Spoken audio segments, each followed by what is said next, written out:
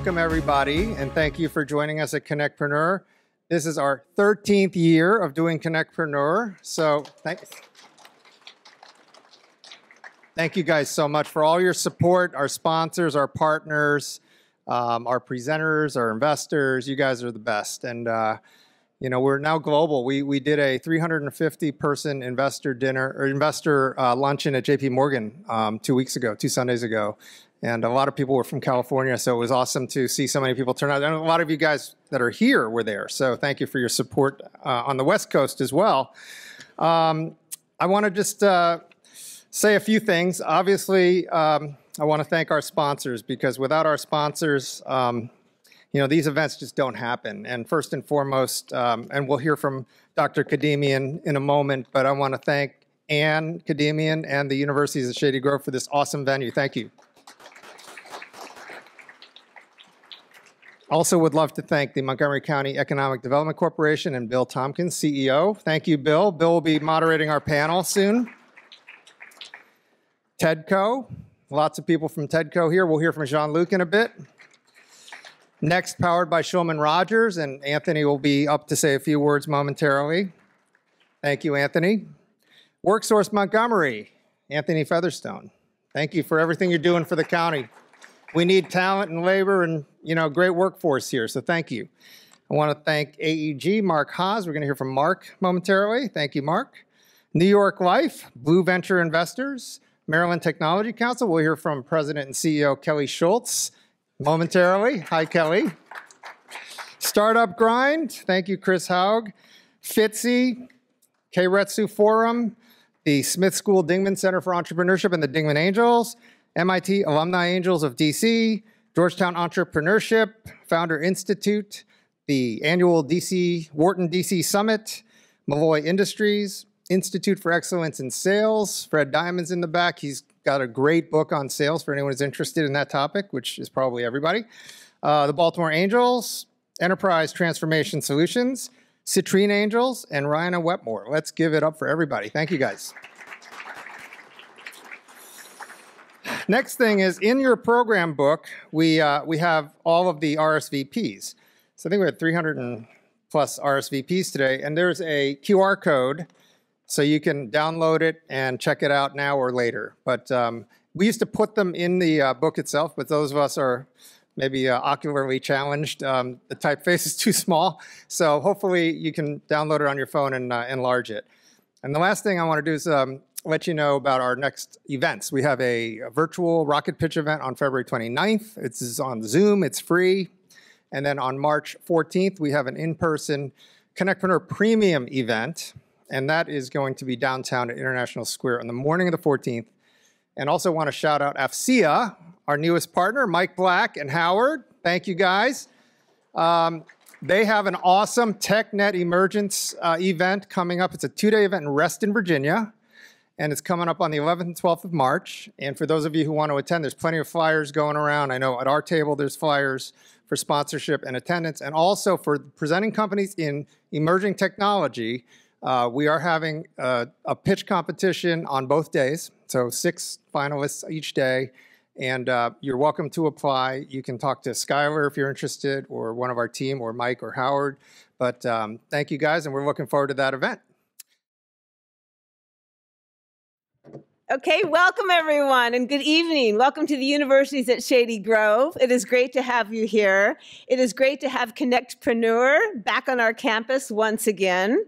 And I know it's going to be an exciting and an incredibly valuable evening for all of you tonight. I want to thank Tien. Thank you so much, Tien, for your partnership, and also Skylar as well. Thank you so much. And our USG team. There's too many of you to mention in person, but you know who you are, and I'm so grateful to all of you and everyone involved in making this all happen.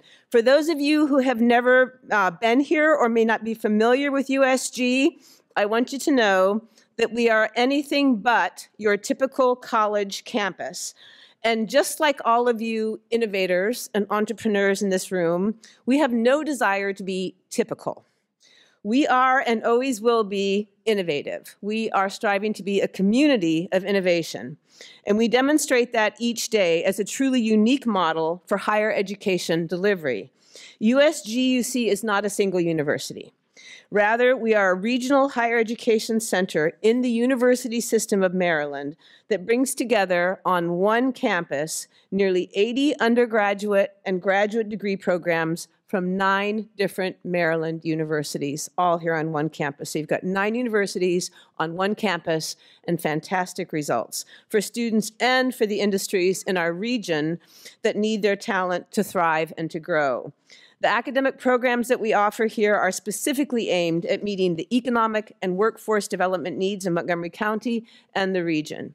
The main focus of our strategic plan, we call it USG 2.0, is to ensure that students not only achieve academic success, but that they secure meaningful employment and great careers upon completion of their studies. And those career paths include launching great businesses and developing an entrepreneurial mindset, no matter which path they choose.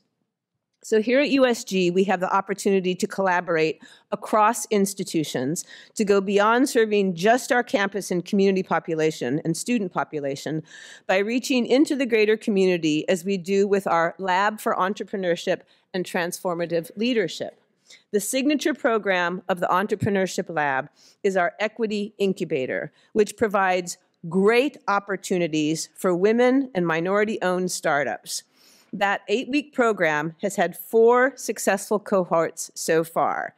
And thanks to a federal grant that we were able to secure with the support of our congressional delegation, the program was expanded to serve up to 100 entrepreneurial teams in both last fall's and now this incoming spring as well. So that's 200 teams of entrepreneurs working to start new businesses here or growing existing businesses. Our Entrepreneurship Lab manager, Upneet Atwal, who's here. Upneet, you want to give a signal?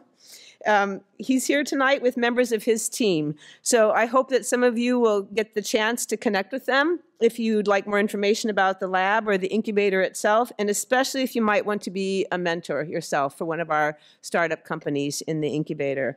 I'd also like to briefly acknowledge a few of the lab's very special guests in attendance tonight. We have, as Skylar mentioned, we have 3 of our winners in the fall cohort here. Douglas Leva, who owns Renova and won the concept track. Karen Maschi, who owns Vesa Innovations and won the scale track. And Courtney Johnson, who owns Not Your Average Candles and won the advanced track. So they'll be presenting tonight. We also have 2 entrepreneurs who will participate in the spring 2024 cohort. Jocelyn Rodriguez, who owns Salud Holistica and is a proud alumni of the program here at USG. And Cedic Gabain, who owns Wool Wellness and is a proud exercise science student through Salisbury University here at USG. Lastly, we have a few of our community partners who have been leaders in supporting the local business community in MoCo, and I want to give a special shout out as well. Lene Segai, who owns Kefa Cafe, she has been so involved in Silver Spring and in Wheaton's business communities and has advocated on behalf of many small businesses. So welcome, Lene. And also Coach Joe Hooks, who owns the 480 Club and has been very involved in the Montgomery Village, Gaithersburg, and Germantown business communities. He also has 2 staff members who have recently started their own businesses as well. So again, welcome to USG. Thanks for being part of this exciting event. And I know it's going to be a great evening ahead. So welcome and have fun tonight. Good evening. How many of you live or work in Montgomery County? Ah, yay, thank you. I work for you, so thank you. And for those of you who are visiting, welcome. I do work for County Executive Mark Elrich, and he brings his greetings. He's up in Annapolis right now pitching for more resources for all of you who are here and those of you who will come. I heard from Tien that he's still going to try to get down here after Annapolis, so we'll see how 95 and you'll know how 95 and the Beltway are doing by whether or not you see him before you leave. So I just wanted to say a couple things about Montgomery County and have a couple ask. As many of you know, you're sitting in Montgomery County, not only in this beautiful facility with 9 universities here at the Universities of Shady Grove. And thank you, Ann, for your leadership. And by the way, thank you, Tien and Skylar and CONNECTpreneur for organizing this. But we're home to 28 federal labs. We're in the center of the third largest biohealth cluster in the country, the third largest life sciences and tech clusters in the country. And because of that, we're seeing a lot of growth and a lot of interest in coming to Montgomery County. And our county executive for small businesses and large has been working to streamline permitting, procurement processes, make zoning more friendly towards biotech, and support a clean economy. So we do that in partnership with MCEDC, who you'll hear from later, our partners. We also have been working for small businesses. If you're a candle maker or a soap provider or any other small business, we established the Business Center in the office of the county executive. They not only knock on doors proactively and say, hey, we're the government and we're here to help, really, but they also take incoming queries, and that's at montgomerycountymd.gov/business, so easy to find. For innovative tech companies, if you're a biotech in Montgomery County, or if you want to move from North Carolina or Florida, I saw a couple of you presenting here. If your uncle in Florida invests in you and you're located here, you may qualify for a 33% angel investor tax credit. That's thanks to the leadership in Maryland. And actually, a couple people here, I saw Jonathan Cohen, who was involved with writing that legislation back when, and Jeff Galvin, who's among companies that took advantage of it. So you get a check for 33% of that back. If you're at the Germantown campus of Montgomery College, you get half of that back. If you win an SBIR, you have matching grants. We're the only county in the country that will give you a matching grant to help you pay for the IP attorneys who I see are also here.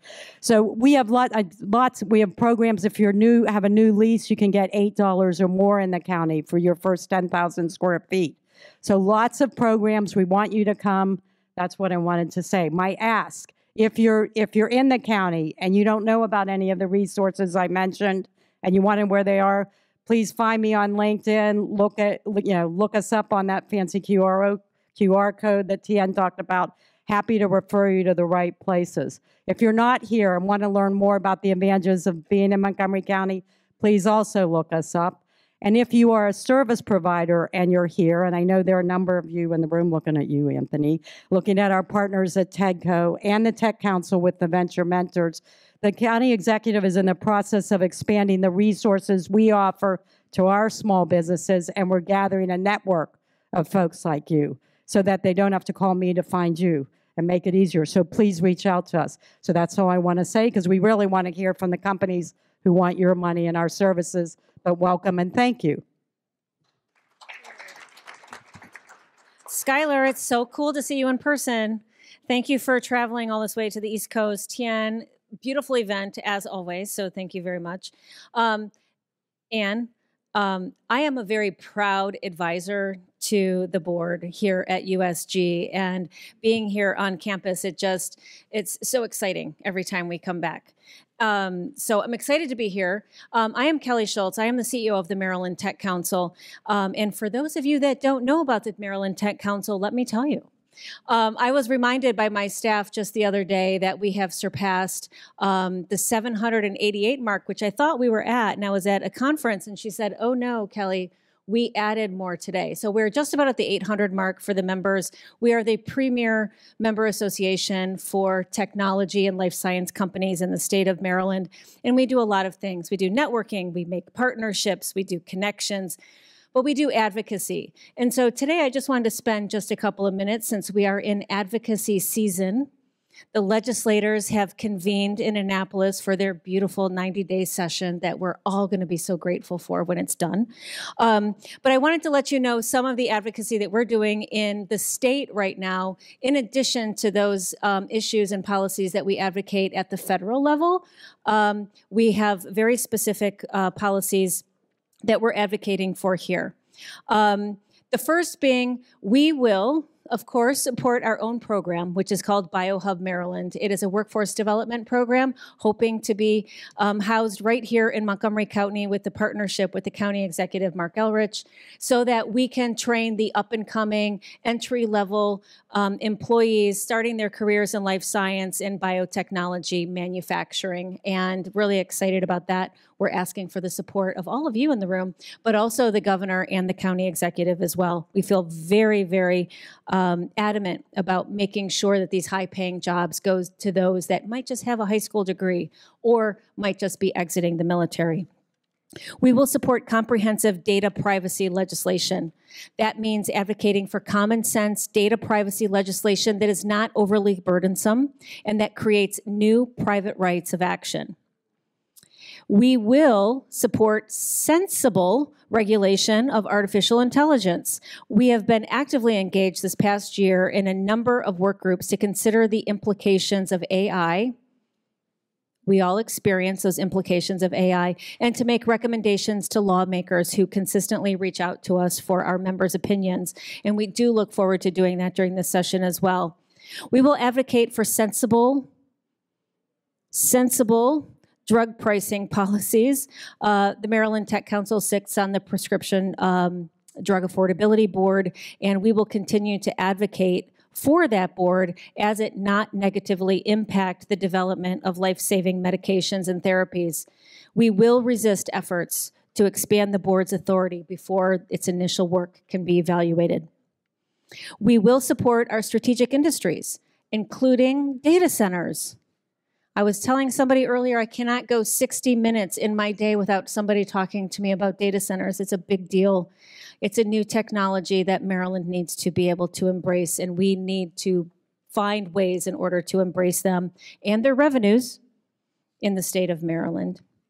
And as always, we will fight for economic competitiveness. All of you entrepreneurs in this room, you have to understand that we want to make it as effective, as cost effective for you to be in Maryland as it would be for you to be in any other state. That's what we're fighting for. 2024 is going to be a great year of innovation, of making sure that everybody knows that we are the #3 ecosystem in the country for biotech and life sciences and entrepreneurs and innovation. And we will be your partner at the Maryland Tech Council to be able to make that happen. So thank you very much, Tien. I'm looking forward to the show. Thanks. Great. Well, before I start, I want to thank Tien and Skylar for another incredible event and the really important work that Tien and Skylar and CONNECTpreneur do in bringing our ecosystem all together. And so that is, this ecosystem is very unique in the people that make it up, and they're one of those key people who do that for us. On behalf of the next team, and Lisa Friedlander and the rest of our team, I just want to also say we're honored to be longtime sponsors and supporters of CONNECTpreneur. Just a little bit about Next. Next is, as Skylar mentioned, an award-winning innovative model for delivering legal services to startup and emerging growth companies born here in Montgomery County. And we've gone on to win a number of awards and finalists in competing on a national scale, working with startup and emerging growth companies. We've changed the way legal fees work in bringing predictable legal fees to startups by productizing a broad range of legal services that seed to Series A companies need. We've changed the way customer service works in a law firm structure. We've integrated a lot of technology to make things much more client-centric, much more collaborative, much more transparent, much more efficient. And we've also gone beyond the legal to really help startups and be partners to startup companies in helping them de-risk and helping them grow through a number of initiatives like our Startup U, which is an education platform for founders, our Pitch Masters program, which helps founders in a safe environment practice their pitches before they have to do it in front of investors, and also our Next Raise, which is a platform that helps connect founders and investors together in a more efficient and scalable way.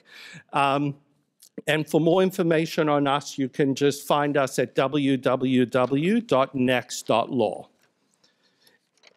So one of the most important components of the growth and development of our startup ecosystem is the ability to attract, retain, and train talent in the region.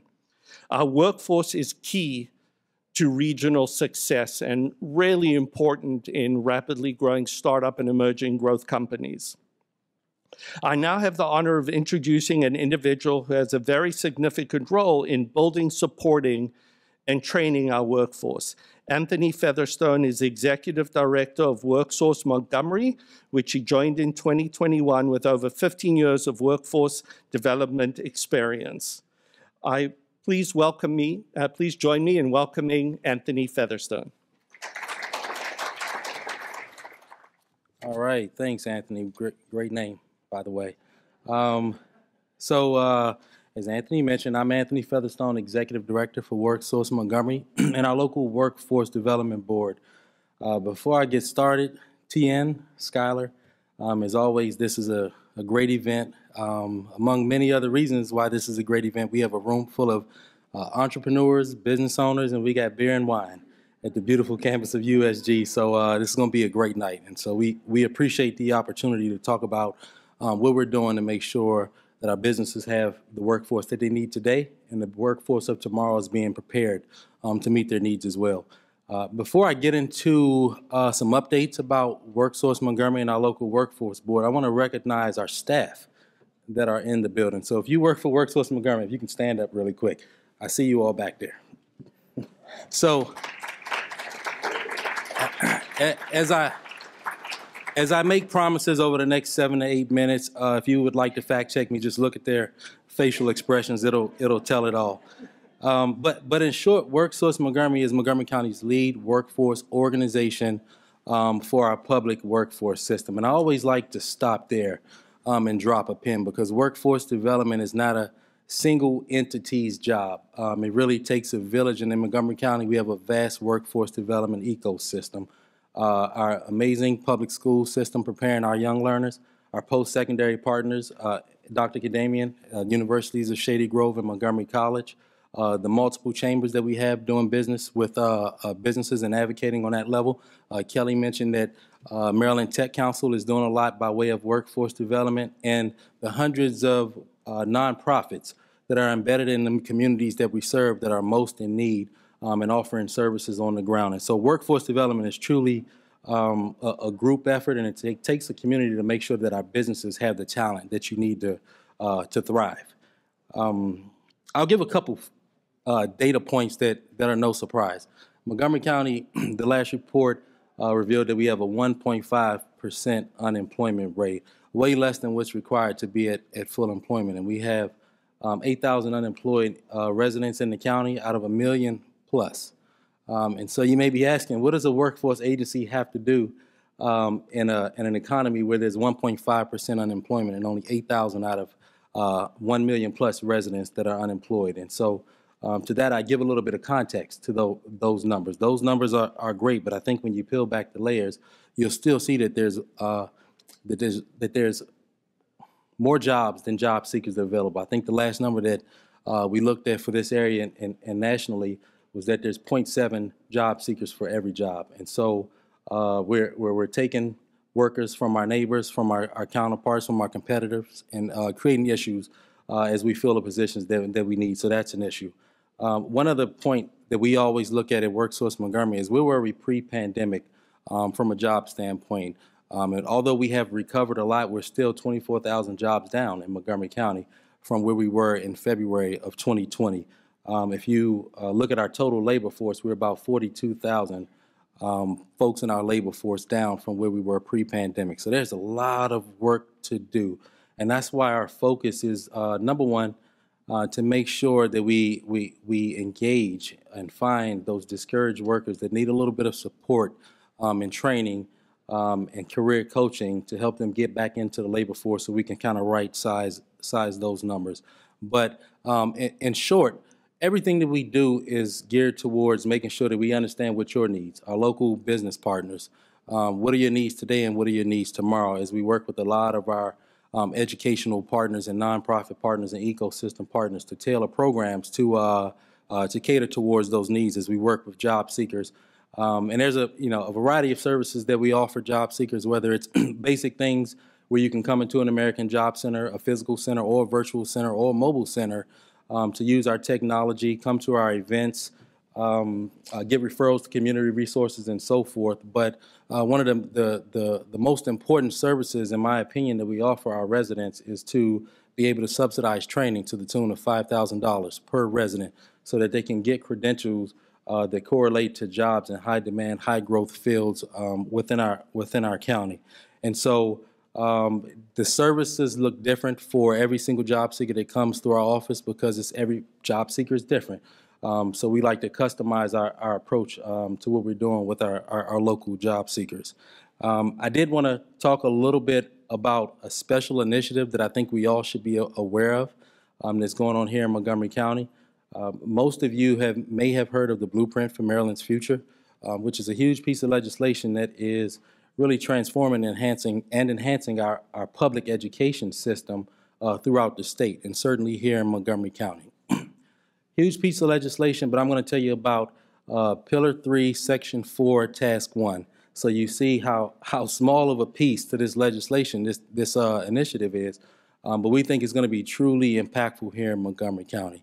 That section of the blueprint requires that the local workforce board, WorkSource Montgomery, our community college, Montgomery College, our public school system, and here in Montgomery County, the universities at Shady Grove work together to deploy a career counseling program to all 6th through 12th grade students. Now, in our line of work, we work with a lot of individuals who have higher barriers and have a greater level of difficulty in achieving economic mobility. And we've always said, how great would it be to turn back the clock and get to this 40-year-old, 55-year-old, 24-year-old when they were in 6th grade? Because every student, every child deserves to learn and be in the driver's seat as they learn where they fit in the world of work. And so our model is a little different. We have 87,000 6th through 12th graders at MCPS. So when you hear the word individualized case career counseling, it doesn't exist with 87,000 kids. So we are so fortunate to have a corporate approach where career coaches are going to be providing career counseling. We have over 400 teachers signed up to be champions, where they're also learning the work and going to embed the work within their classrooms. And so career coaching and counseling won't be something that lives in a moment in time. It's going to be something that lives within our school system, where all of the children are going to be able to learn what their strengths, interests, and values are related to a set of themes, whether you're realistic, investigative, social, entrepreneurial, or conventional. And everybody will be able to talk that language. So no matter what your circumstance or what your walk in life is, we're going to make sure that all of our students understand where they fit in the world of work. And that's going to bring you a more informed job seeker years down the line, because they're going to be able to really tell you why and understand why they align with your business and why they align with the position that they're hopefully going to be filling. And so that's really exciting. Our call to action is that we can't do this without industry engagement. We can't do this without your help. And so if you would like to learn more, please see one of our staff in the back to figure out how you can get involved with this career counseling program and talk to your workforce of the future. Last but not least, I'll talk about some of the specific services that we offer you, our local businesses. It's just like job seeker services. There's some core things that we do all the time. If you are looking to fill one position, we'll be an extra set of eyes and ears, an extension of your HR department to find the right person. If you're looking to do something a little bigger, we can put on a job fair for you, or do something at a larger scale where we bring a group of employers together and include you in that job fair so we can help you find candidates. One of the things that we are truly proud of is that we have been able to develop I would say, a menu of smart business incentive grants. We believe that there are really three phases in an employee's life cycle, whether they're interviewing and being hired, whether they're being trained to get up to speed, or whether they've been with you for a period of time and you're looking to upskill that employee, that incumbent worker, so that they can be more competitive and you as a business can be more competitive. We have a grant and incentive for our business partners to support each one of those phases in your employee's life cycle. If you'd like to learn more about that, also please, see one of our WorkSource Montgomery folks or myself afterward. And so I'll stop right there because there's much more to talk about. But I'll just drive home again that you control what we do. Everything that I've just mentioned is completely free of cost. I kind of just lied a little bit there. We all pay taxes, hopefully.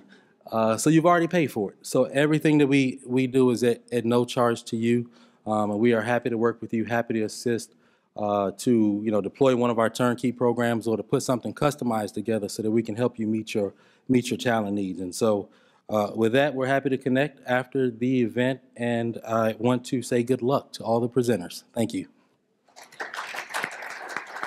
Thank you so much, Anthony, for that. Next up, we have our All-Star Investor Panel, so we can bring them up now. And while they come up, I'll just give a short intro for each of them. So we have Bill Tompkins, who is the President and CEO of Montgomery County Economic Development Corporation. We have Deborah Hemingway, who is the Managing Partner of Ephora Capital, Urvashi Bhatnagar, who is the Managing General Partner of the Good Science Fund, John Luke Park, the Senior Director of Social Impact Funds at TEDCO, and Shauna Lawler, who's the Managing Partner at Rock Health Capital. So we want to thank them all for being here, and I will turn the time over to them. Okay. Does this work? Okay. Good evening, everybody. We're happy to be here, and we're glad that we are here in Maryland. You heard Judy Costello talk a little bit earlier about the state of Maryland. The state of Maryland gets a fair amount of venture capital and private equity.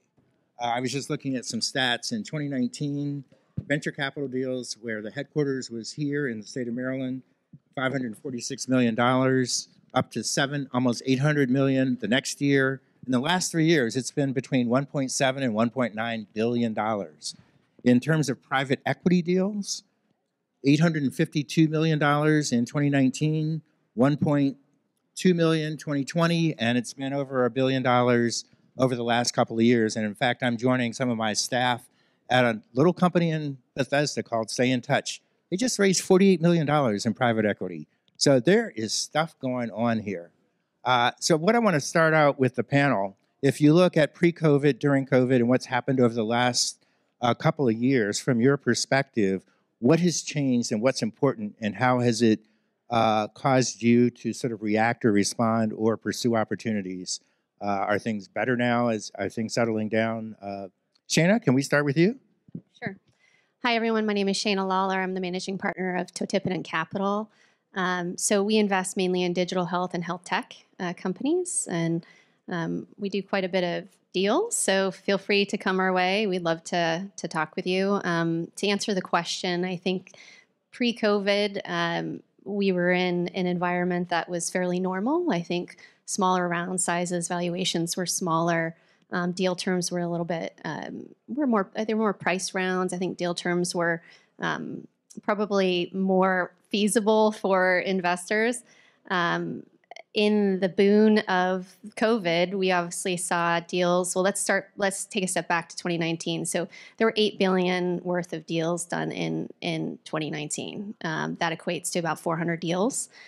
In 2020, that jumped, and then 2021, we had the most investment in digital health that we ever had at $30 billion. So you can imagine the amount of capital that was flowing. It was pretty exciting. There were a lot of companies that were created. This year, there's a lot. Last year and this year, there was a lot of hype, I think, in the market about that funding going away, dropping substantially. But I think what actually is happening is it's returning to 2019 levels. And it's actually, there's an uptick. So if you look at what really happened in 2023, the numbers were in the 11 billion range, and there were about 500 deals. So it was actually better than 2019, and it was just returning to normal. So I think what we're finding is there's still a lot of capital flowing, and there's a lot of really interesting companies, but we're going to see a lot of M&A because of what I just spoke about and which happened in COVID, where there was a lot of digital health companies that were created, and maybe we created a few too many. Deborah. All right. Well, yes, I'm Deborah Hemingway, managing partner of Extravaganza Capital, and our first year to deploy venture was in 2023. Well, actually, that's I guess a white lie because our first deal closed on December 31st of 2022, so we lumped that in with 2023. And so we did 7 deals last year, very active, and we spent COVID, I guess, getting the foundation in place so that we could be so active in 2023. And we hope that 2024 will be just as wonderful for us and our portfolio companies. Jean-Luc. Good evening. Jean-Luc Park, Senior Director of Social Impact Funds here at TEDCO. As a disclaimer, these opinions are my own. They do not reflect that of TEDCO or the state of Maryland, nor should you use any of this advice as any form of investment advice. But for what we've seen pre and post pandemic, we saw a lot of regionality before the pandemic in types of deals, type of money, and transactions, because a lot of times folks would invest within a drive of their home.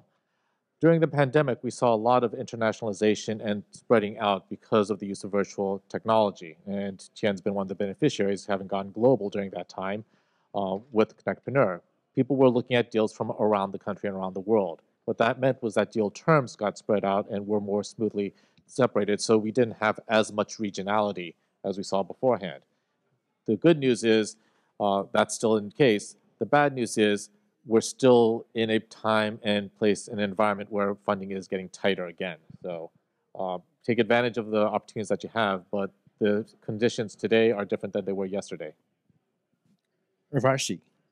Hi, everyone. Urvashi Bhatnagar, and I'm the managing partner of the Good Science Fund.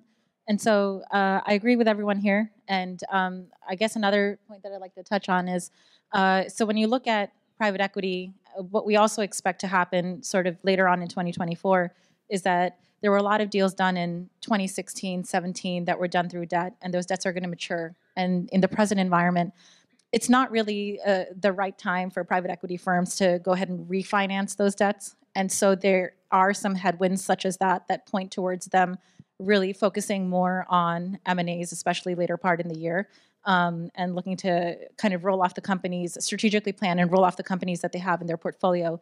And that's going to sort of cause movement all across the spectrum, all the way from early stage to later on. So can you guys talk a little bit more? Now we're in 2024, and by the way, we will have time for Q&A. What are you looking at now? What are you looking for? What are your expectations? All right, I'll take that. Yeah, and we are starting to see things come back to what some would consider a more normal investing environment. You know, the pendulum swings. It swings in favor of the startups and then in favor of the investors. And so we're now seeing it come back to what I would consider a more middle approach. So, you know, it's no secret that the last couple of years have been very favorable for the investors just because of the lack of capital that's flowing. So in 2024, I do hope that we see more capital and that the pendulum, you know, does swing. You can get some very good deals as an investor when the pendulum is on the investor side, but then you're not seeing the economy thriving as much because the startups aren't getting as much funding as they needed to grow and to thrive. So pendulum swinging to a neutral position. So I think in terms of if we're talking about actual companies that we're interested in, we're a very opportunistic group. We invest in across the spectrum of digital health and health tech. But if you look at when we took a step back and actually looked at what we were investing in, they fell into 3 categories. So it was women's health, age tech, and SaaS, which is pretty, I would say, opportunistic if you look at where the market's going. But there's some really interesting things happening out there in a lot of other spaces. You obviously, the evolution of value-based care. We've got a lot of caregiver solutions that are really interesting, obesity solutions. There's also food as medicine that's emerging. So I think there's some really interesting companies out there right now. Commenting on your comment, I'll add something there. I do think that there obviously was a pullback in VC funding over the last few years. If you look at the stats, that last year was the worst. Fundraising for VCs was down by 67%, which was the worst a year in a decade. So we can't sugarcoat it by saying that there's a lot of capital flowing in the VC realm right now. What they're doing is they're actually pulling back and saving their reserves for their portfolio companies. But what I will say is that there is, I'm optimistic. I'm cautiously optimistic. I think that there's a lot of investors out there looking to invest across the spectrum, and there's a lot of money flowing. So I think when you talk to VCs, people say, "Oh, we're pulling back. There's not a lot of money. It's a tough market." But when you talk to other investors of all different kinds, from corporate investors to angels, you'll find that there's a lot of money flowing and a lot of interest. And because there's not a lot of money flowing at the VC level, angels are getting into later stage deals, and they're happy to do that. They're happy to come into A's to B's as long as the terms are favorable. So I think that's what I'm seeing out in the market right now. Urvashi, why don't we go to you next? Yeah, so I'm really excited for this year. Definitely agree on the uptick. I went to JPM this year, and of course, a few things that stood out to me were very similar. Women's health, full spectrum, going all the way back into clinical trials, going all the way forward into menopause throughout the life cycle has been very much talked about. Pediatrics, a lot of innovation, especially as it relates to AI, and brain health and mental health has been getting a lot of attention. I'm really excited about the impact of AI on instrumentation, especially going back to some of the announcements by NVIDIA and in drug discovery as well. So I think there's a lot more to come. As it relates to the deals, we're seeing a lot more bridges that are being done right now. And I actually think that that speaks to a lot more patience and a lot more realistic valuations on behalf of the VCs, and founders really spending more time in leveraging debt and non-dilutive capital to make sure that their products are technically sound before they go ahead and take on venture capital. So in that sense, I do see more rationale for the investments that are being made. Before we go to Jean-Luc, I want to talk about TEDCO for a second. Sometimes you guys don't make the best investments. How many people know Troy Lamal Stovall? He runs it. So I was in a podcast with him in just before Thanksgiving, and we made two major investments, so we were both wrong. He insisted on investing in the Dallas Cowboys, and I insisted investing in the Washington Commanders. And so for those of you who follow football, we both lost big time.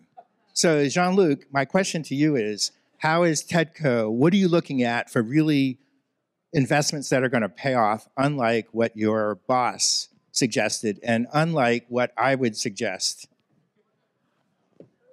So, there's no answer for that one. But we are looking at technologies across the spectrum, from biotech to software to hardware. And we're agnostic as to any specific focus on companies as long as they have technology. AI is currently very hot. Everyone's running after it. This is about 4 to 5 decades of development all coming together now in 2024. So it's an overnight success. It just took a few decades to get here. On the flip side, as we look and see what conditions are out there, you start to realize how valuable the customer is, because without a customer, you don't have a company. So you got to know who you're selling to and who's buying from you and why they're buying from you. And the best entrepreneurs understand that. They understand the cash flow up and down the spectrum. And so those type of companies are not only independent of investors, because they can always survive until times get good, but they're also the ones being pursued by investors. And so as you go looking for funding, look and show how you can prove and demonstrate that A, you're independent of the need for the additional capital, which ironically gets you more money, and B, how long you can survive without having to go run around, because we're seeing VCs getting dropped by their investors, the limited partners, and we haven't seen that since 2008. And so when they get nervous, they make bad decisions as well. So fortunately at TEDCO, we just have to make sure Annapolis likes us. So we're in a different position. You need to read the bios of these 4 individuals. These are brilliant people. So I'm going to ask this brilliant audience. We have 9 people, companies who are presenting, something like that. One of them is sitting right here. What are you looking for that's going to get you excited? They have real money. I have play money. That you would be interested in investing in. What do you want to hear from them? What's going to turn you on or what's going to turn you off when you hear their pitches, if you're able to stay for that? Go ahead. I really look for capital allocation and how the funds will be leveraged going forward, in which activities. And I also look at how funds were leveraged in the past to understand the rationale for why they will be allocated in a specific manner going forward. And I look at how you have de-risked your company. You know, it's no secret why startups fail. So have you been paying attention to what that is and what the key parameters are that you need to focus on to make sure that your company doesn't end up as a statistic? So how have you strategically de-risked your company? And then also, of course, what type of returns are we looking at? How strong is your exit strategy? How confident are you on that? And then what have you done to de-risk your exit strategy as well? I think that term de-risk is really important, and I think you can apply it across your entire company in every aspect of it. I think you need to look at your company and say, have I de-risked this? Have I de-risked that? I'll give you some specifics. So it's pretty well known that whenever I question folks, I get really deep into go-to-market strategy. I'm very big into, do you have partnerships? Do you have revenue? If you don't have revenue, how are you planning on getting there? Do I think that's realistic? What are your sales cycles? All of those are very, very important questions that need to be answered. And I was recently judging a pitch competition when someone said, we knew you were going to ask that question, so we prepared. So I think I'm telling you, so we're going to ask that question. Make sure that you have an answer to that. I think the next thing is your team. I look very deeply at your experience in the field that you are in. I think that there's a lot to be said about bringing lived experience to a startup. And because there's a lot of passion that goes into a startup every day. And if you can't bring that passion every day through the ups and downs, you're not going to make it. In addition, I'm also looking at how you're using your cash. I go deeply into the data rooms, and I'm looking at how much debt you're carrying and how you're planning on. I don't want you to gloss over that with me. I need to understand that. I don't want to be surprised that you're carrying a significant amount of debt. And I would say the last thing is I want to understand that you've thought through all your regulatory concerns. That is a deal breaker for us. In our team, we have a regulatory attorney. So we're very, very focused on that. If you don't have your head squarely around that, I want to at least know that you've taken a look at it and you understand the market well enough to know that you've got to have the right people on your team, whether it's contractor or someone that you've hired to address those very important issues. Fundamentally, you have to provide peace of mind to the investor that you are the best thing out there that they have seen, ideally for the past 6 months and for the next 3 months. Right? Provide the peace of mind that you are going to be worth their resources, their time, their effort, and their money in how to deploy.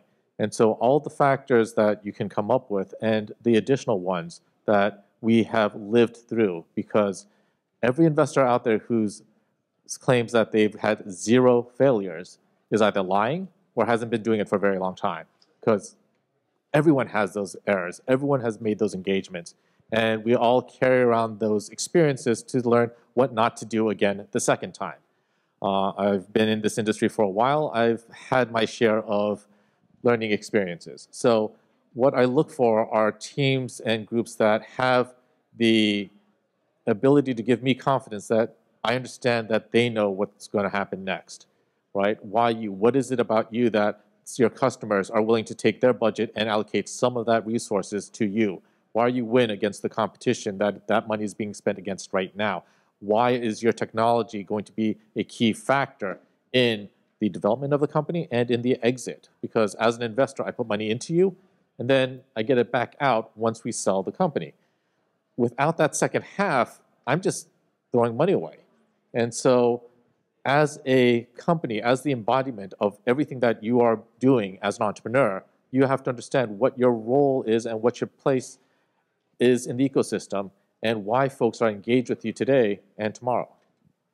I've got 3 or 4 more questions, but instead of doing that, I want to make sure that we get any questions in from the audience in terms of things that are going to be helpful to you as either investors or those who are looking for money today. In the back? There you go. Thank you. How important is it that the company you're looking at may not have tremendous sales, but you look at it as a potential for future sales like nothing you've ever seen? Yeah, let's reemphasize that. You know, what's this thing about having to generate revenue? I thought it was out there to just raise money and spend it and then go to the next step. But why is raising revenue so much more important today? You know. Well, I think it speaks to stability and de-risking. So I definitely understand the importance. But let me say, so I come from a healthcare background, and I've done a lot within healthcare in the past 15 years of my career prior to venture. And I typically tell seed stage companies that are pre-revenue that there are 2 things that I really like to see. One is if they're on the payer provider side, I tell them I really like to see a partnership with a healthcare system, or I like to see a partnership with a payer, or I like to see both. And that tells me, even pre-revenue, that you have a way to achieve revenue and stability. And we can therefore forecast a lot of other KPIs through these kind of partnerships to some kind of reasonable degree. So that's what I look at within health. Yeah, and to go along that, like the heart of the issue is that we want to know when your company gets to market, or if you're there but you are just starting out on the market, is it going to flop or is it going to thrive? Is it going to take off? And so any kind of data points you can give us to show us that it is going to thrive and you are going to explode and grow, you know, that's what we're looking for, and just it's data to support it. So for us, you know, because we do typically come in, you know, pre-FDA, pre-revenue, we really like the I-Core program. If you guys have done that, you get out there and do customer discovery interviews and you get to the heart of what the customer wants and what the pain point is. And so what data can you give us to show us that, you know, again, you're de-risking the market? Yeah, I echo all of that, but I would also say that, you know, there are a lot of companies that we see that have a small amount of revenue. They have small deals. But what's most important is you can articulate how repeatable the sales process is. I need to understand that you can execute on this repeatable process over and over and over. And then I can look at your revenue and I can project out what I think you're going to actually be in the market versus what you've told me you're going to be. So I think that that's one of the most important things is I wouldn't get too down on yourself when you're talking with investors about how much revenue you have. I think that you've got a few customers, you've proven yourself that people like you, they want you. You should be proud of that. But the one thing that you need to be able to articulate and focus on is how you're going to do it again and again and again. And you need to be confident about that. And you need to show us that you're going to do that again and again and again.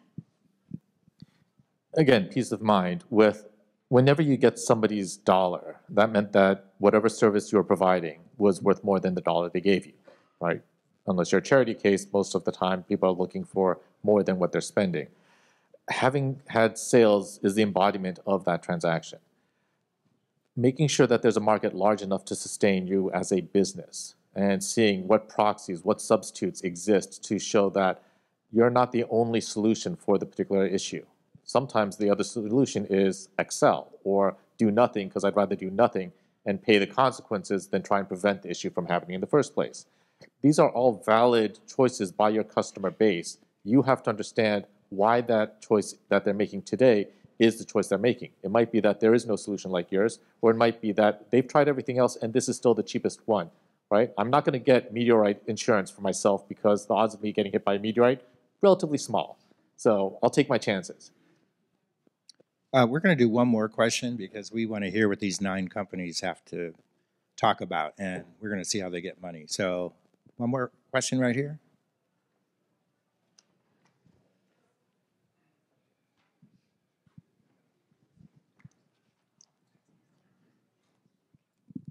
Hello. I would like to get your thoughts on how much value you place on securing intellectual property protections for a company's either key products or services, and whether that's from a product perspective in patents or your branding symbols and trademarks, protecting any sort of information that the company has created through copyrights or trade secrets in protecting the methods of doing business.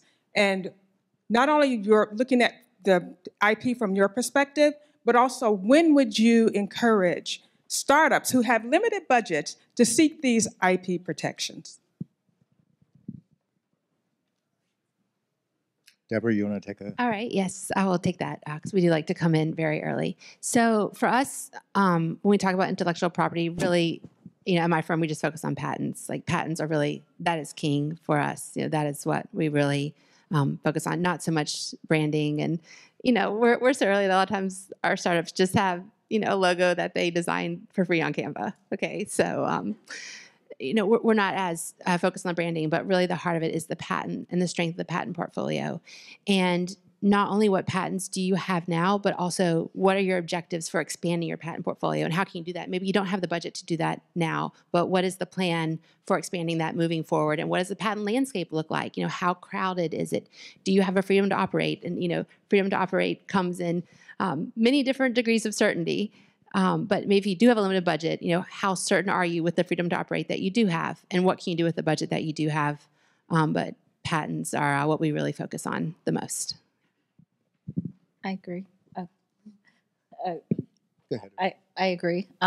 In life sciences, I like to see a patent portfolio, just as you mentioned. And I also like to see benchmarking of the patent portfolio to see which ones are closer to which phases, IND, clinical trials, what can we move on early. So that kind of thing is really important. And a little bit off topic, but similarly in terms of importance for me, within healthcare, I place a lot of importance on cybersecurity as well, alongside patents. I think that's going to be really important going forward.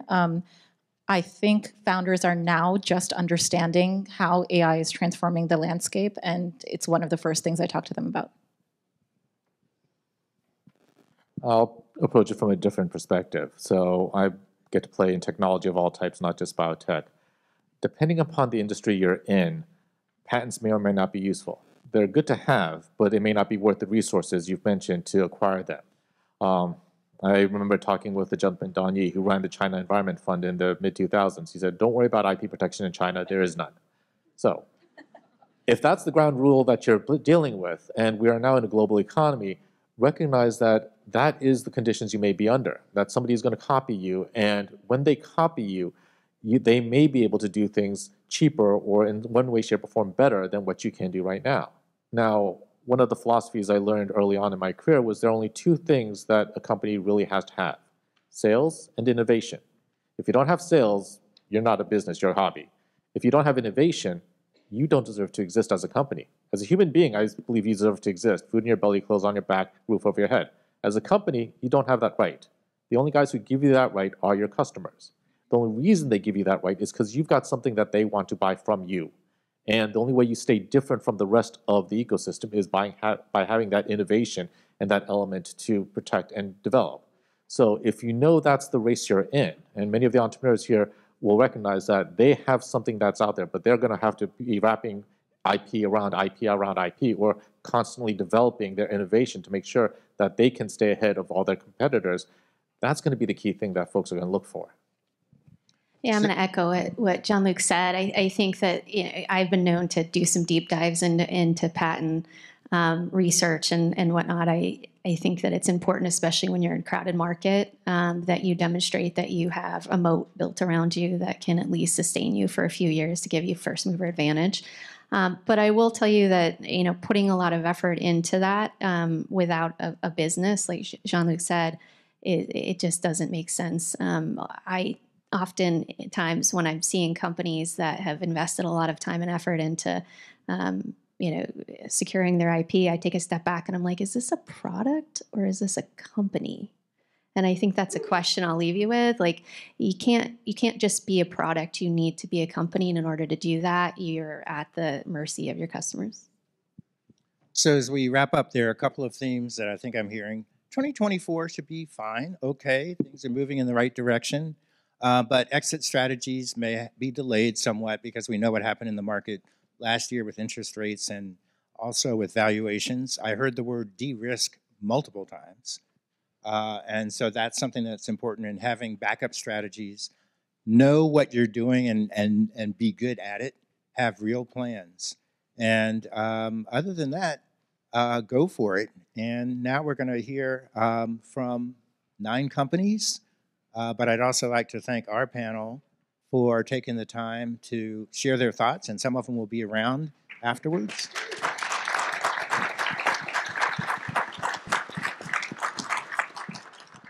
Thank you so much to this all-star panel. You guys are all truly incredible people. Without further ado, we would like to have our presenting companies be able to give their presentation. So I would like to introduce Mark Hawes, who will be introducing our first few companies. Mark is the CEO of AEG, the region's leading community of elite service provider advisors and CEOs. And AEG has chapters in the DC region and mid-Maryland. So Mark, thank you so much for your long-standing support. Let's get going. I snuck up on stage there. Thanks, Tiana and Skylar, and certainly Ann, who might have skipped out already, for putting this together. It's great to see everybody. I just want to tell you a little bit about AEG before I introduce our first presenter. If you're an investor or an entrepreneur or a service provider, we're all facing an increasingly complex world. Whether it's technology, demographics, globalization, business models, whatever. This is something that's not going to go away, and it's only going to accelerate. And so to actually grow, you need a range of capabilities to help you grow your companies. And that means data, access, information, experience, facilities, platforms, regulations, insight, et cetera. And you all know how hard it is to assemble all those skills and capabilities in one place. We all have sort of networks and people we know. You've met a lot here. But to put everybody together, so what AEG does is we curate communities of mid-market CEOs and a separate community of the advisors who serve them. And it's really an ecosystem more than just a network.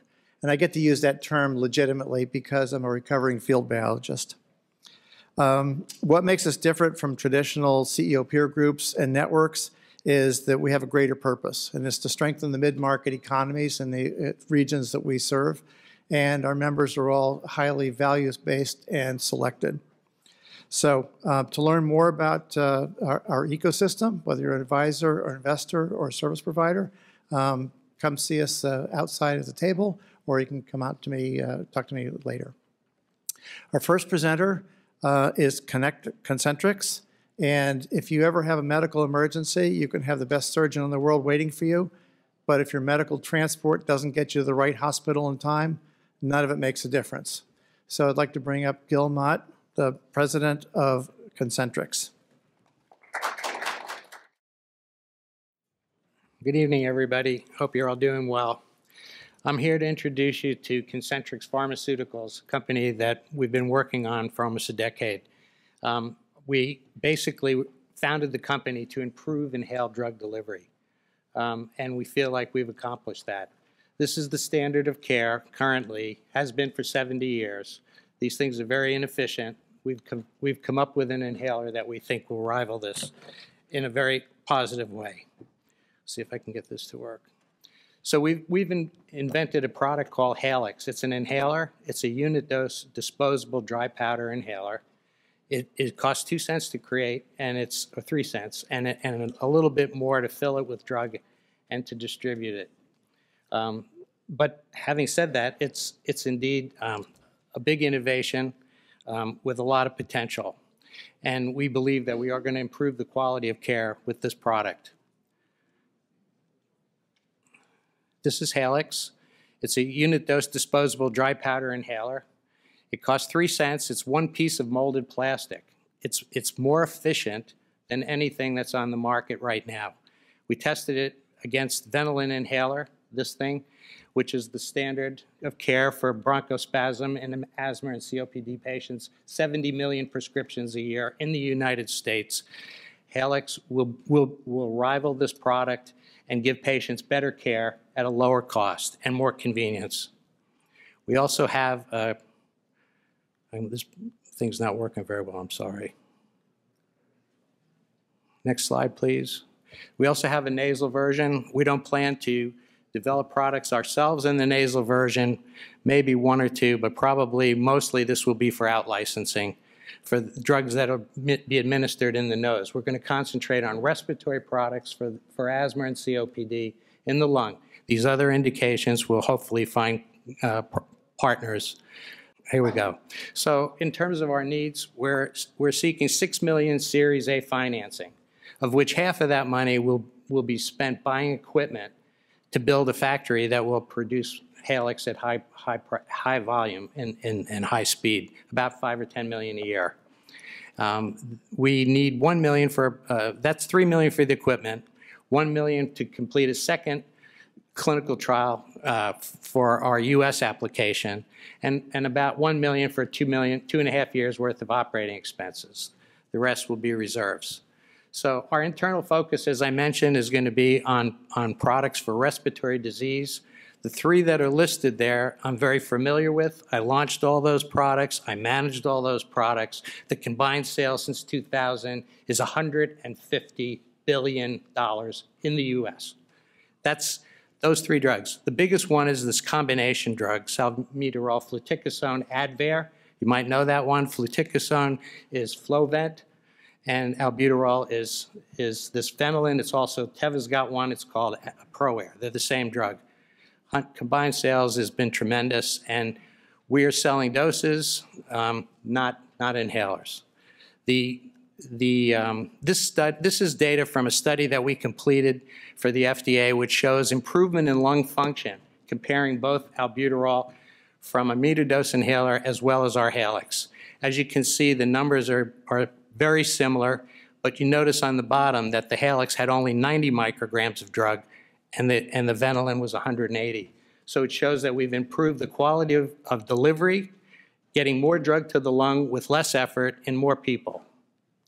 And so I'm running out of time, and this thing here has not been much helpful. This is our team.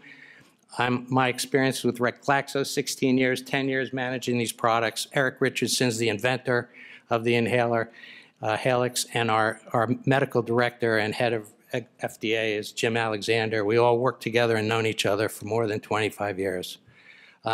We have patent protection in 42 countries, 15 patents issued at this point for Halix since we started. The first launch will be in the UK and Ireland because the regulatory affairs are much easier to deal with there. So basically our exit strategy, 5 to 6 years, we'll have revenue in 2 years. The big ideas here are that this is an inhaler with a great opportunity, and we'd love to talk to you about it further if you have the time and the interest. Thank you very much. Next presenter is DRI Biosciences. How many in this room are a year older than you were last year? Okay, fine. So there are a number of chemical imbalances in our body that are leading to neurodegenerative diseases, and we're going to find out how Dr. Hao Chen, president and founder of DRI Biosciences, is going to help us address this. First, I have to apologize. Larry is supposed to be here, who is our CEO, and he's supposed to be my bookend on both ends. So if I run over time, please excuse me. I'm a scientist, and that's where I cut my teeth. So I go into details. But DRI Biosciences' mission is to develop therapeutics for dementia and autism. Together, they add up to about 1.6% of population worldwide, and that's a serious problem. However, DRI's research has shown that this is a winnable battle. We can improve the patient conditions. To start with, we will focus on frontotemporal dementia, which is a condition recently brought to the public by actor Bruce Willis. And with autism, we focus on Fragile X syndrome, which is a leading cause of inherited mental retardation, an extreme condition of our research basically show that this, both the reason we can address both conditions simultaneously is that they share a chemical imbalance in the brain. Okay, next slides, please. Sorry. The Fragile X and autism conditions.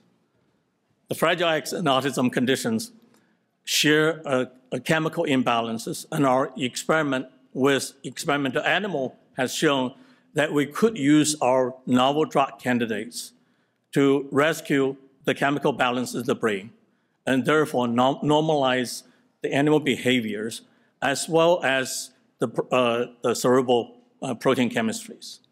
Meanwhile, our research has also shown that we could, as part of the de-risking mechanism, using a repurposed combination of generic medications, achieve the same.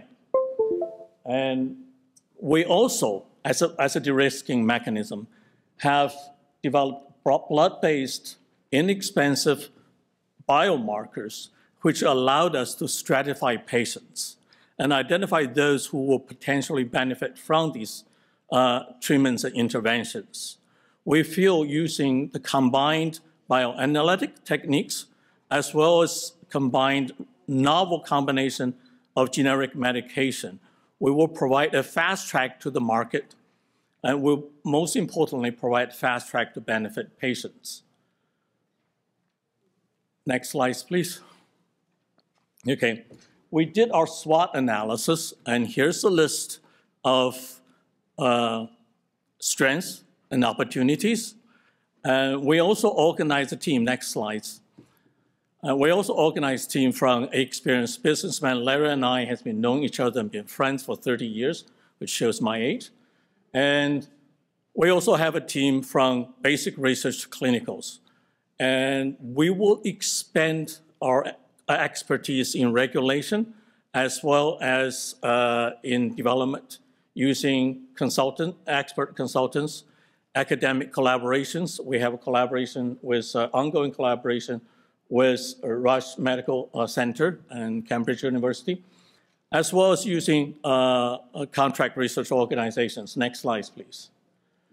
We're a research partner with leading Fragile X Foundation. They have already pledged the funds for phase 2 clinical trials, but in order to get there, we're raising, next slides, we're raising $4 million, which will help us fortify, expand our patent portfolios, and develop drug formulations, secure APIs, and also get the required expertise in place to finish the phase 1 clinical trials. The next step, actually, after the phase 1 clinical trials, we require approximately $19 million for the next step of research. Next slides. And actually, I'm done.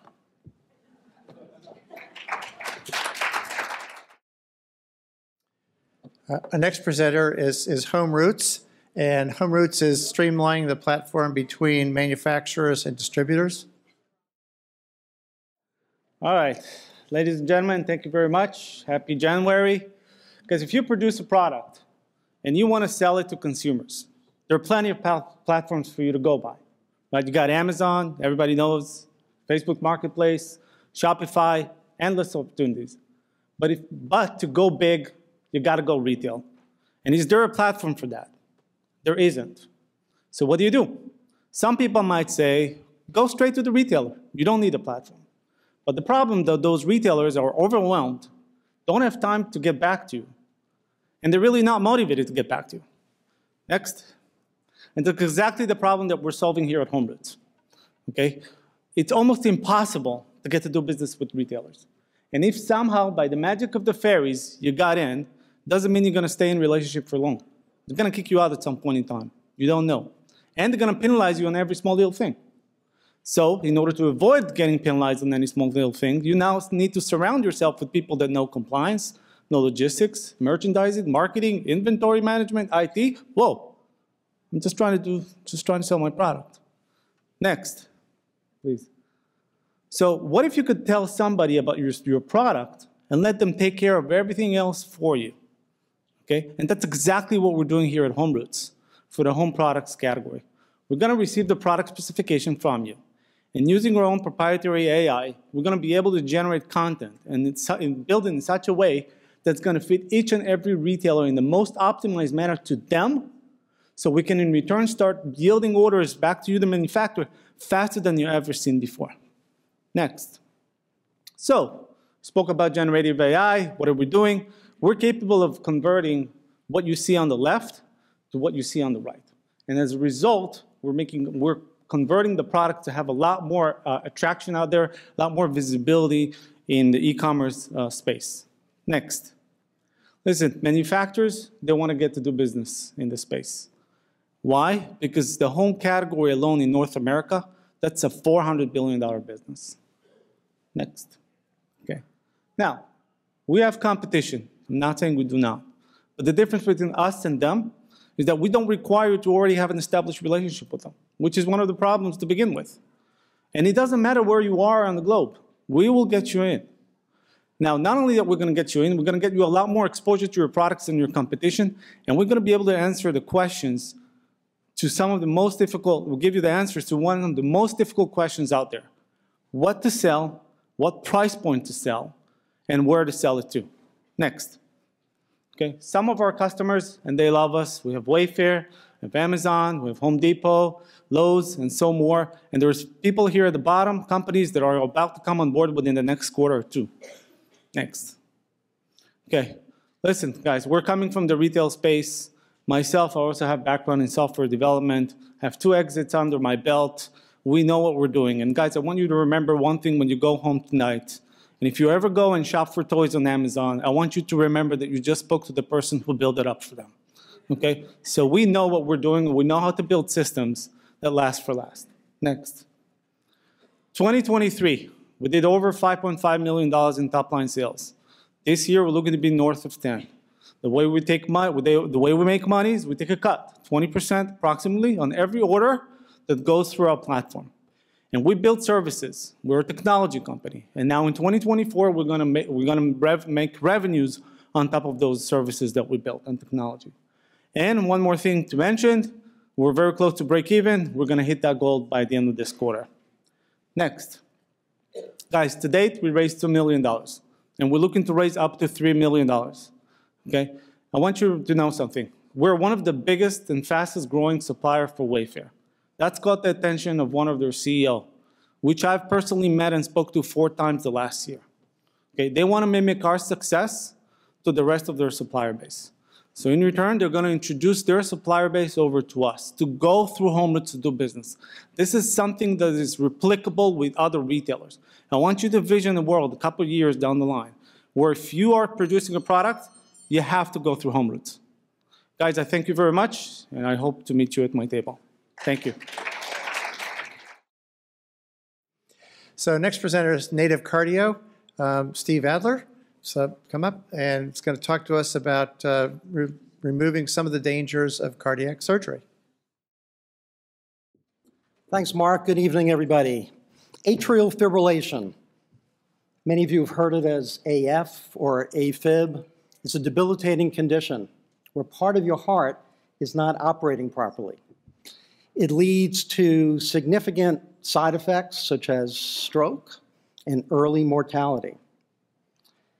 And a little bit more bad news is that each of us has about a 30% chance of developing AFib as we age. But there's some good news. We at Native Cardio are working on several treatments for atrial fibrillation to improve your risk. Next slide, please.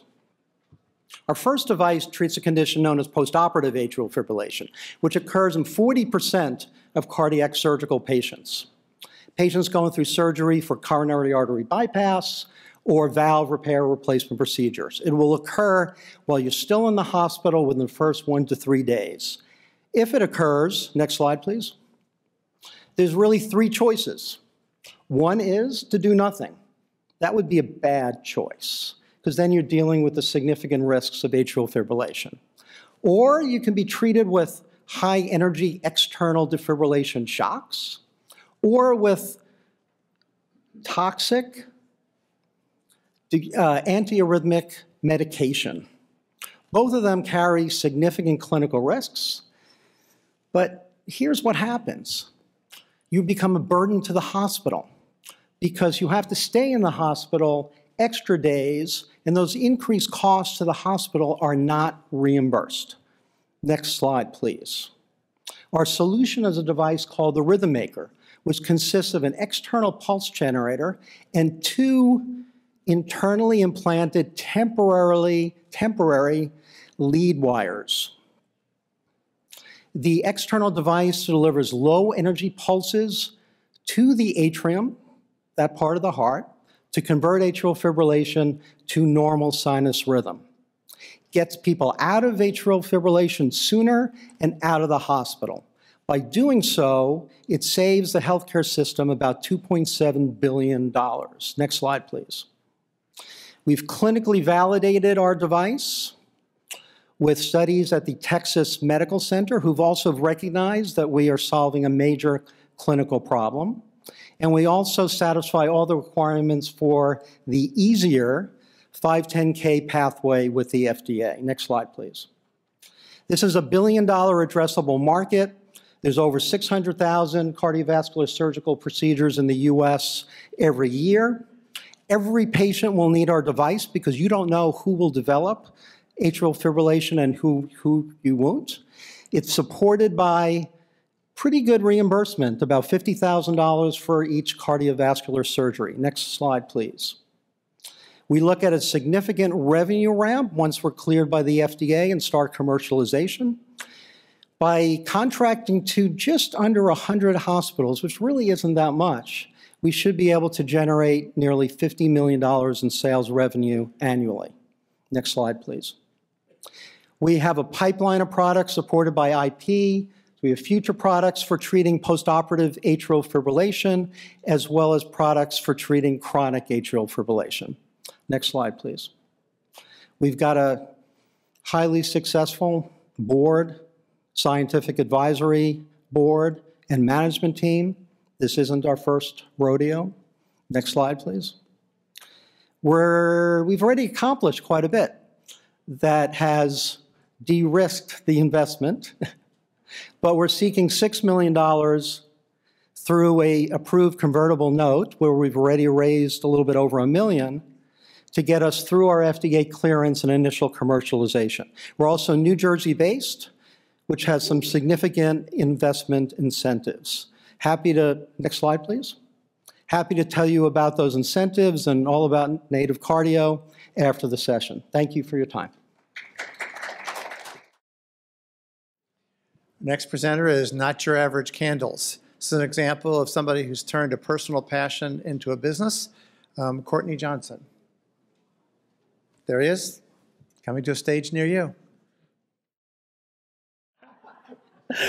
Show of hands, who enjoys candles? Everybody, look at that. All right, next slide. So growing up, my mom used to light candles every Saturday. It signified that I was finished with my chores and I could finally relax for the day. So over time, as a chemical engineering student, they became my obsession. I would go to Target almost daily for them as a stress reliever. But it wasn't until the pandemic, during my PhD program, when I began to make them, and I realized how many scientific concepts are behind candle making.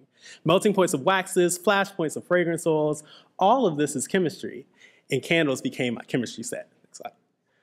Next. I sought out ways to make candles better using science, being meticulous about the components of the candle to address common issues that candle lovers like me and you loathe. Like this. Next. Have you ever bought a candle and it tunnels as it burns so you lose out on a large amount of the wax? Or it didn't quite last as long as you thought it would? Or it's been burning for hours and you can't even smell it? Next. These problems can be solved using science. And while doing this, next, I sought to showcase my love of science to the world. Next. So this is not your average candles. We provide candles that illuminate the world of science through fragrance. In the photos before you is our astronomy line. We have 12 different candles on hand that embody the planets, stars, and galaxies, like our solar flare candle on the left that signifies the sun with citrus notes of orange, mango, and papaya. Next slide. On the inside of our candle, we decided on coconut wax due to its chemical and physical properties. It's a softer wax than our soy wax competitors, so our candles are long-lasting, next slide, with 50 to 60-hour burn times, do not tunnel like our soy wax competitors because less heat is needed to melt the wax effectively, next slide. And our fragrance oils bind and release more effectively, meaning you will smell our candles every time. Next slide. On the outside, each label has a QR code that takes you to our website that, next slide, that showcases that you can purchase the candle, and it showcases the scientific concepts behind the candle. Next. So far, next, we've achieved over $14,000 in revenue with over 560 candles sold. We launched through friends and family and grew organically through word-of-mouth marketing. We've amassed, next, over 200 customers and counting, selling direct to consumer online and through marketplaces. We even secured our first distributor through JL Long Traders, a general store in Springfield, Missouri. But now that I'm finished with my PhD program, it's time to scale. Next. So next year, we plan to, over the next year, we plan to do just that by raising capital and growing our brand. Next.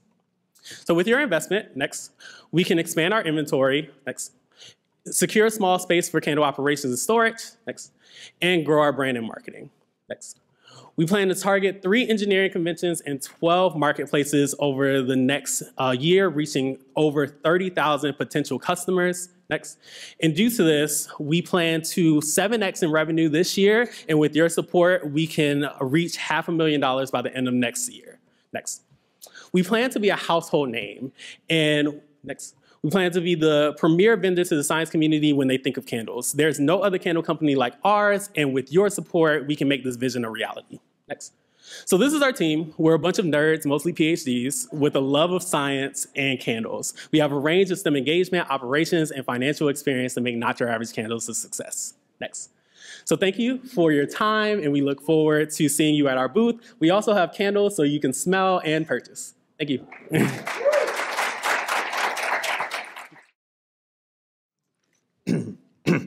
The first company that I have the honor of introducing is Plexision. Plexision develops and markets cell-based blood tests for personalized management of transplant rejection, viral infections, and immune therapy of cancer. Please welcome Silvana Nani from Plexision. We're here to talk about a great investment opportunity in personalized medicine for better health and outcomes. Next. The economic burden of healthcare is increasing, and in light of that, the economic burden to our target patient population of organ transplant and immunocompromise is the costs are growing regularly. And currently, there are no proactive and predictive approaches to assess the potential occurrence of rejection and infections. So we focus on 2 main threats to the organ transplant and immunocompromised population. Number 1 is rejection, and the second one is infection. So 50% of the transplant organs are lost in 12 to 17 years. Organ failure results in immunosuppression, and immunosuppression results in rejection, infection, cancers, and more. So we're looking at a large and growing market here in the US of over almost 10 billions. And the global market is almost 3 times larger than that. So every year in the United States, there are 43,000 new organ transplants, and currently there are another 400,000 patients, immunocompromised patients, that have had organ transplants before, and our tests are addressing the testing needs before the transplant and after the transplant. Next. So Plexigen markets overnight cell-based blood tests to predict transplant rejection and infection in immunocompromised patients, and our tests are accurate. They cost half as much as the rest of the tests in the market. They are, the results and turnaround time is half the time of the rest of the tests in the market, and they're reimbursable to the hospitals, and they're backed by 24 patents.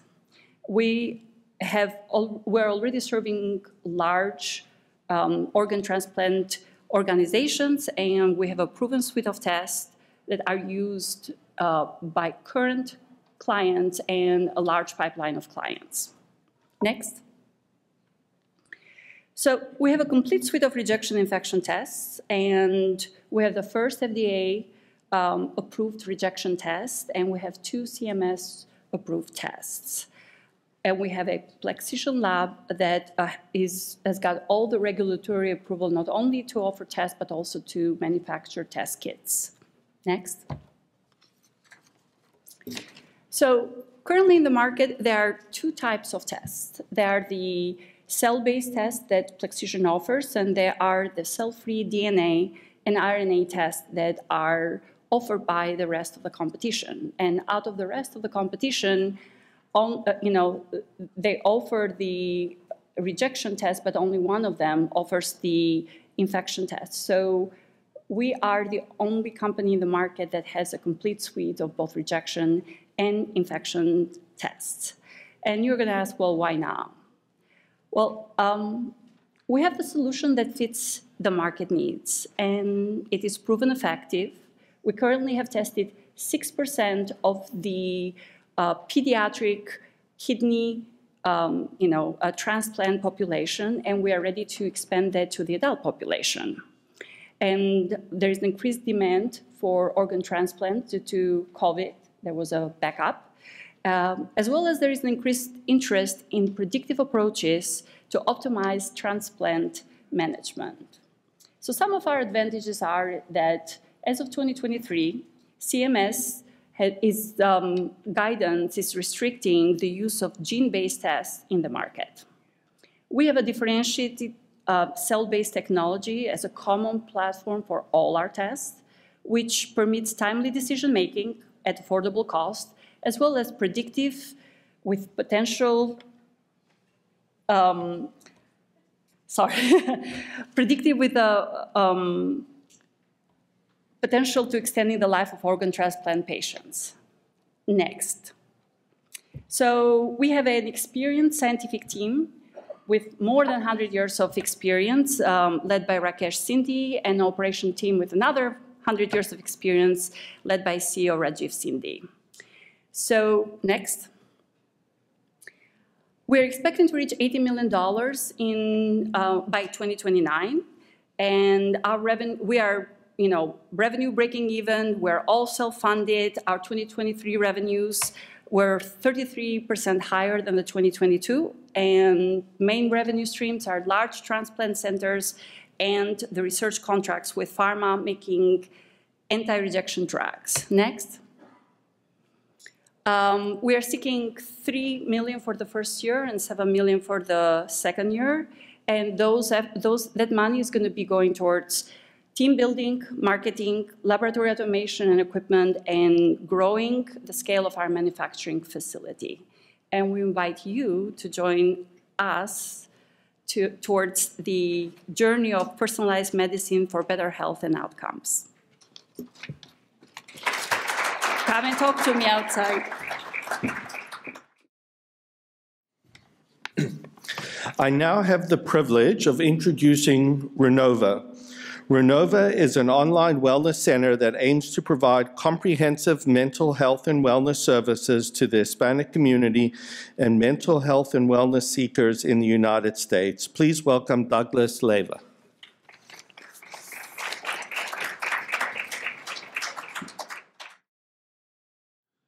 Hello, everybody. This is my business, Renova, a better way to live. Next, please. She is Ana Maria, an Hispanic housewife who was facing a marriage separation. She was in a deep depression because she is living alone in a new country and her family is in her country. She was looking for someone who can help her to face or address her problem in her own language. Next, please. Our customer target is the Hispanic Latino community living here in the United States. For 62 million of these people living here, just the 6% of them have access to the mental health care. Next, please. The problem that we are trying to solve are specific factors and barriers that the community is facing alone. As you can see in the pictures, discrimination, traumatic events, migration experience, stigma, racism, and other more. What is the solution? Next, please. Our solution is an online wellness center where the community can come and find a professional who can help them to face or address their problems in their own language. Next, please. Our business model is a peer-to-peer, something like Uber, DoorDash, OpenTable, or Airbnb, where we're gonna earn a commission over each service offer. And we will donate part of our earnings to a nonprofit organization. Next, please.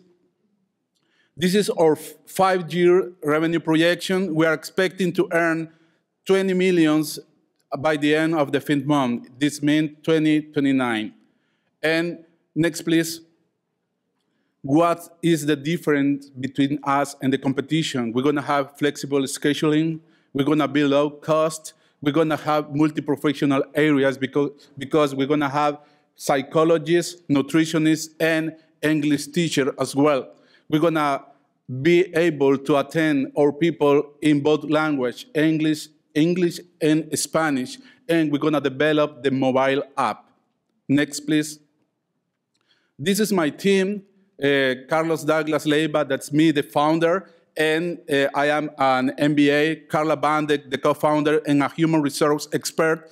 She had 15 years of experience hiring and recruiting people, that it will be main in my business. Carolina Gomez, the digital marketing coordinator, and Moises Argueta, the software developer. Next, please. We already did some prototypes and experiments, and for the data that we got from the survey, we developed the MVP model that is shown here, and it was shown to the customer. They were really excited to know when we're going to start with the business. Next, please. And what's the next step? We already did the LLC company creation on December of 23. We're going to start with the development of the digital platform. We're going to do the hiring and recruiting for the professional staff. We're going to do the marketing campaign launch, and we are expecting to launch our business by July of 24. Next, this is Renova, a better way to live. My petition for us is the $2 million that I need to start my business in order to help a lot of people. Thank you very much. I would now like to introduce Salon HQ.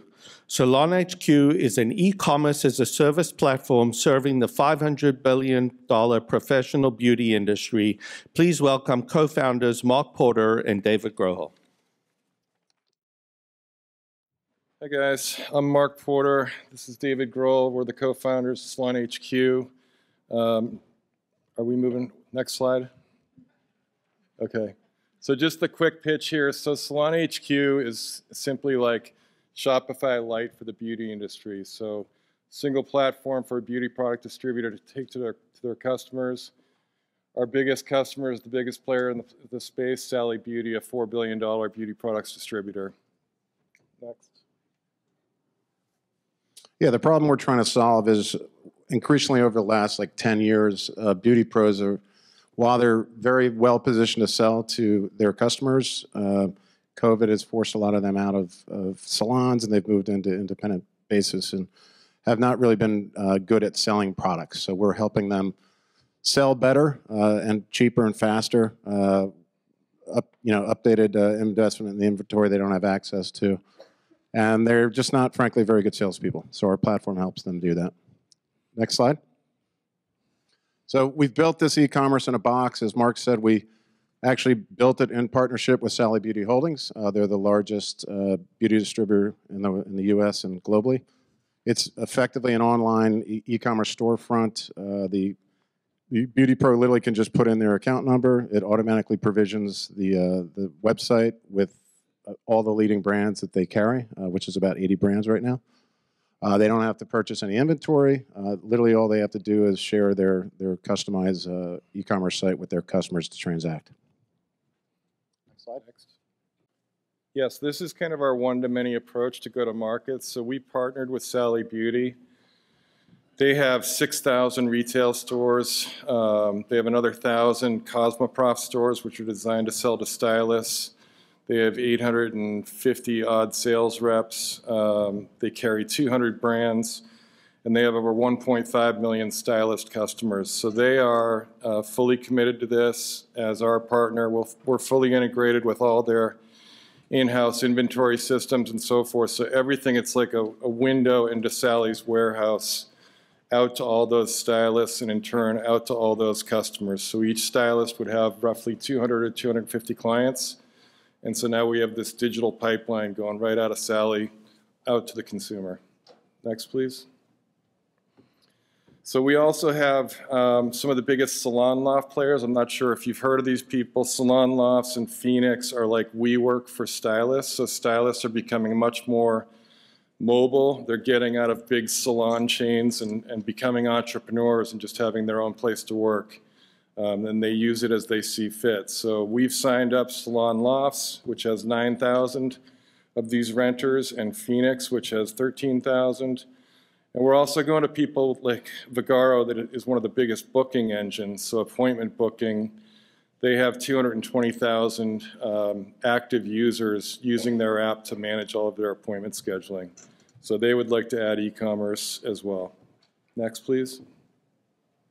Yeah, so from a scale standpoint, the addressable market's massive. As we said on the onset, it's over $500 billion. Salon HQs, we've created this digital moat, if you will, where we've integrated not only with Sally Beauty, but a variety of the largest independent distributors in the U.S., plus a lot of direct brands that are looking to leverage relationship with beauty pros to sell directly to consumers. And there's a whole ecosystem of software companies that provide services and solutions, as Mark said, with Vegaro and booking and other areas that we are effectively just going to be providing e-commerce opportunities for each of these partners. Next slide, please. Just a quick way the funds flow. Our business model is transaction-based. The net of it is we take between 10 and 40% of every dollar that goes through the platform. We pay a 25% commission to the stylist, and then depending upon our supplier, the margins vary by that. But it's a very levered business model where, as we scale the business, we take a pretty good chunk of the overall dollar. Next slide. So this is the team. David and I have been working together in California for over 20 years, doing startups, venture-backed startups, and Graham Edwards is our head of product. He's been also out there doing the same thing. I'm now in Boston, but we're virtual. We've got us three and 4 other full-time folks, and then we've got a team of engineers in the Ukraine, about 10 engineers in the Ukraine building the platform ongoing. So I think we're almost out of time. Yeah, next slide. Yeah, we're just, so we've raised about $5 million to date. We're trying to raise another $5 million. Sally Beauty is a huge customer, and we have to keep up with them and their needs and go out to market. They want to go out to their 1.5 million customers at the end of this quarter. So that's what the money is being used for. We're in a raise right now for an additional 5 million. So thank you very much. Appreciate it. We have a table out back as well. Thank you. I would like to introduce our final company of the evening, Veza Innovations. Veza Innovations is an eco-friendly, disruptive health and wellness company heavily focused on parent and child wellness, as well as early childhood development. Please welcome Karen Massey, founder and CEO of Veza. Good evening. Last presentation. Okay. You want me to try the clicker? Okay. I didn't think so. Okay, good. Next slide. Okay, time to sit down.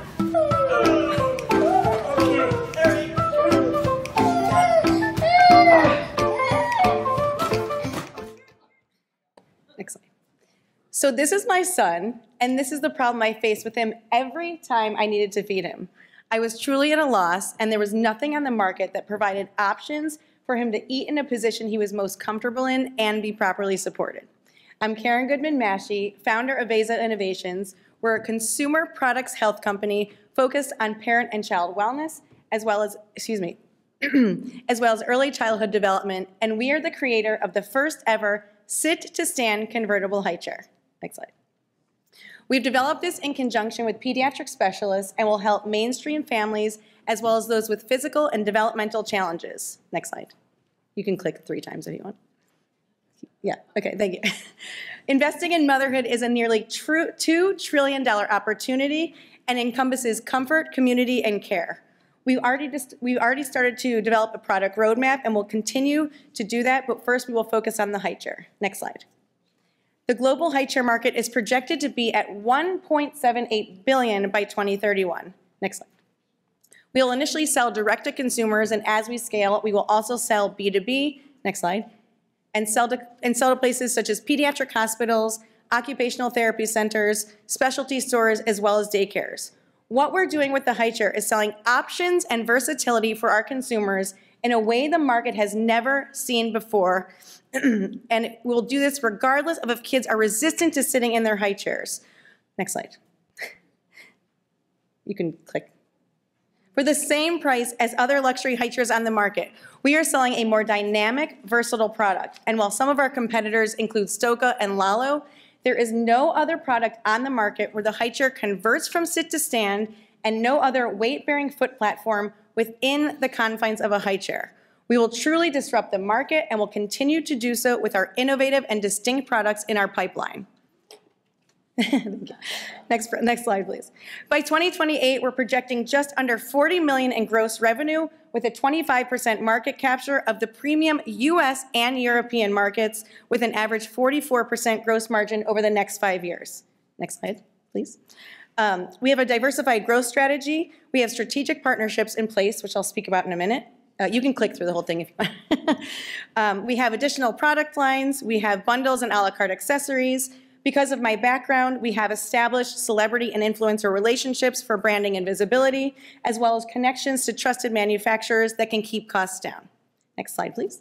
Our team consists of high-profile entrepreneurs with multiple exits and global recognition, and I personally have over 20 years of experience in the entertainment and advertising industries running operations. Next slide, please. Some pre-revenue traction to take note of. You can click through. We're patent pending in the US and internationally. We've onboarded our first investor and held a successful crowdfunding campaign last year. We won, as Ann had mentioned, I think she left, but as she had mentioned, we won the equity incubator competition out of 100 companies. Our prototype will be complete in 2 weeks. We just added 2 new key advisors to our board, one with 87 patents to his name and whose former company was acquired by Ring, as well as a global high-profile brand leader. Last but not least, we've obtained market validation by surveying over 400 potential customers and will continue to do so with our prototype. Lastly, almost last, go-to-market strategy. So we're onboarding Nottingham Spurk. They are a proven and premium development partner that will help us get to market within 9 to 11 months. You can keep clicking. They grew Little Tikes from 600,000 to 600 million in revenue before their acquisition. You can click, and returned $475 million back to investors after selling an oral care line to Procter & Gamble. We also have an LOI in hand from them. Next slide, please. Our timeline is simple and clear cut. Right now, we're finalizing development prep. We close our seed round in March, begin development work in April, and soft launch by December, at which point we will start our next product, which is a tech-enabled stroller. Next slide. Funding and uses. So we're currently in our seed round raising $1.3 million, $35 million, with the bulk of those costs will go towards development and manufacturing, and these funds will get us into market within 9 to 11 months. Now, take a minute and envision an eco-friendly company driven to improve parent and child wellness and revolutionize the industry. This is Vesa. Thank you.